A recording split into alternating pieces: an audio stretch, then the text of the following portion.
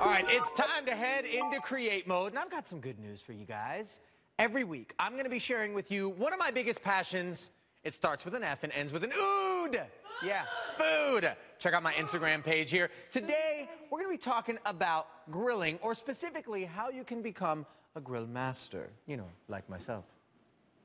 Summer's in full swing. You've probably hit your fair share of barbecues and grills at this point, but have you hosted your own? And are you a little bit scared about doing so? Never fear. We have got Clint Cantwell, editor of Grillocracy.com, here with me to walk us through some of the basics that we need to know if we're going to pull off a successful barbecue. Now, you want to have the right tools so you look like you know what you're doing out there. Speaking of looking like you know what you're doing, simple thing to do is have an apron. I'm in. You got to look the part. Fake it till you make it, like I do. Now, tongs and spatulas, you want to have long-handled tools because that grill can get awfully hot.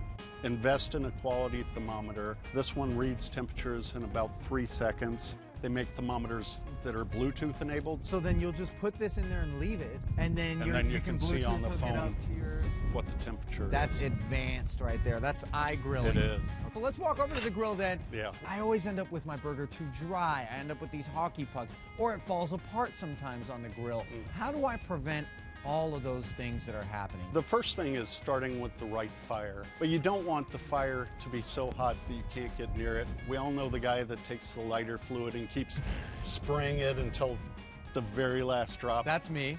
It looks great and it makes me feel like a man. One great thing to do is to build a two-zone fire. So with charcoal, you're going to put all the charcoal on one side.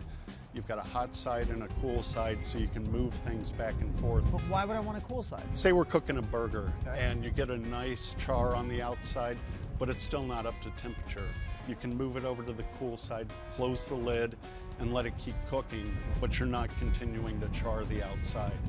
So now I've got my burger, it's on the grill. What mistakes am I making? Oh, I love doing that though. All of that juice from inside that you love dribbling down your chin when you bite into a burger, it's all going down there. How do I know when I'm mid-rare, when I'm medium, when I'm mid-well, when I'm well done? Use an instant read thermometer and let the meat rest once it comes off of the grill. That means pull it off the heat and don't do let anything to it. Let it sit for about 5 minutes. You want all of that juice inside the meat whenever you bite into it. And inside your belly. So Clint, I know in particular when people are cooking chicken on the grill, they're constantly brushing barbecue sauce or any manner of marinades on there. What is the proper technique both before I get my meat on the grill and while my meat is on the grill? Marinades especially, you need to watch out for those because a lot of them have acid in them or citrus, you know, and it'll start to cook the meat. But sauce, that's the ultimate sin. People start putting the sauce on as soon as the chicken's on the grill. Wait until the last couple of minutes and then brush on the sauce. Close the grill just for a minute or two and that sauce will start to set up.